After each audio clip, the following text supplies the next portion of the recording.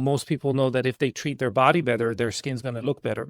Especially if they treat their gut better, their skin's going to look better. We know that the ways that our hormones change affect dramatically the way that our skin communicates vitality. Is there such a thing as male or female skin?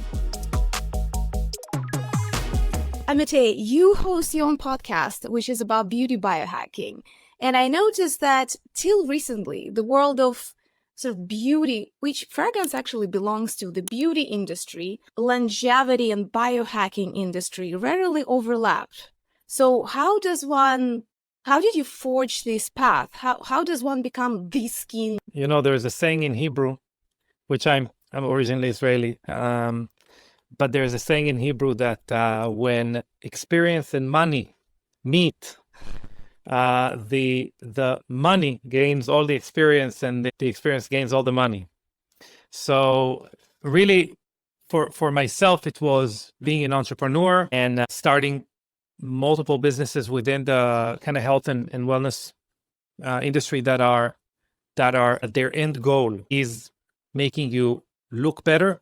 One of the end goals. As an example, I was an executive in basically the first red light therapy company.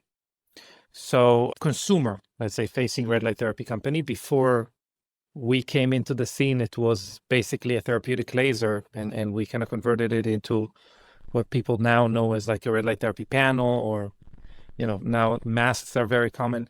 But that was my humble beginnings in the health and wellness field. So the truth to the matter is, most of the time a skin expert is a dermatologist. Not most of the time a skin expert is someone that has paid a lot of money through academia to gain that knowledge. And obviously people should trust the ones that they feel they can trust and rely on their advice. My expertise are more about, I would say, the interaction between consumers and products, and obviously also the biology around that. But my expertise are a little bit more vast. It's going to be that middle ground of creating, supporting a healthy, health optimized life through your skin. I'm so excited to bring you to the Perfume Nation podcast. Yeah. But first things first, we gotta pace ourselves. What is skin? That's a good question. So skin, we used to refer to it as the largest organ in our body.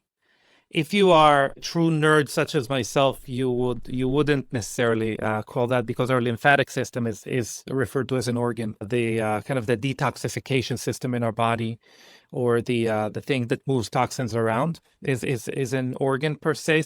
That is bigger than our skin. But as a single organ, this is the largest organ in our body.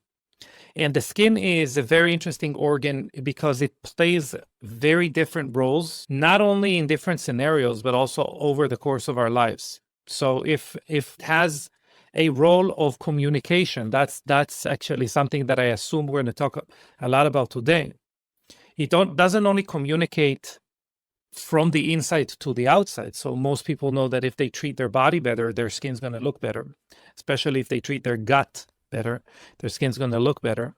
If they treat their hormone balance better, the skin's going to look better, not only in adulthood where we get acne, but also towards the shifting point of sexual reproduction, or the optimal sexual reproduction shifting points happening anyway from age 20 to age 45, age 50. We know that the ways that our hormones change affect dramatically the way that our skin communicates vitality. So the skin changes in the way it communicates the health and the reproductive ability of our body as time goes on, and it progresses to being more and more of a physical barrier to aggressors, to things that are, jeopardizing our health from the outside, and less a communication organ from the outside in, if it makes sense. But in general, our skin is a living, breathing organ that is a part of not only of our body, but of our survival and health maintaining mechanism. Fascinating. All right, then I think I just have to go on a little bit of tangent. There is this kind of experimental, theological even, classification of skin in the frag community where people say that, on men's skin, this will open up, pull off the notes of such and such. On the female skin, is there such a thing as male or female skin? There is, but it is mostly hormonal. I'd say a few things. As far as let's go from the outside in.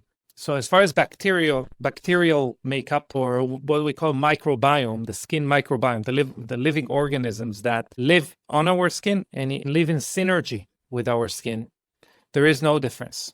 What is healthy for you would be healthy for me.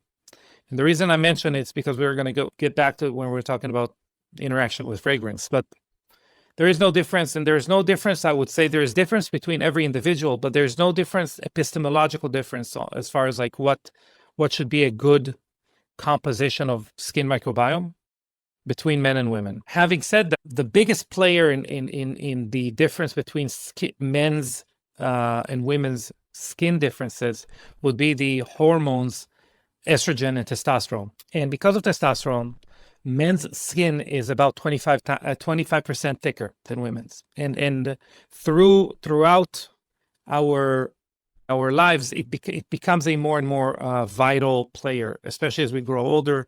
Skin thickness, which lends itself to anything from the production of sebum, production of facial oils, if you would, to balancing of pH. So it is very individual. There's something called andropause now, which it means like menopause, but andropause, it's when men start to have lower testosterone levels. Mm-hmm. But to the most part, it is more individual. You couldn't say on men it will lend itself. We can predict how a fragrance will lend itself, or we can't predict something opening up more or less, because it's a lot about the superimposed definitions of society as far as how men should expose themselves to the elements, sweat, maybe not use skincare products that balance their pH, which is pretty huge. Mm-hmm. Really, that's what you're talking about here. You're talking about kind of disbalances that lends themselves to the interaction between fragrance and what we call opening up that fragrance, which is a chemical change rather than what people might think, which is a kind of an interaction between body chemical signals. Okay, so if I understand correctly, if I try to summarize, so there are some genetic components that are, family with good skin, like we all know those people who just ageless. On average, men's skin tends to be a little bit thicker on average. Genetically speaking, is hormonal production, potentially some other microbiome properties, but all in all, there are way more factors. The cultural factors, climate factors,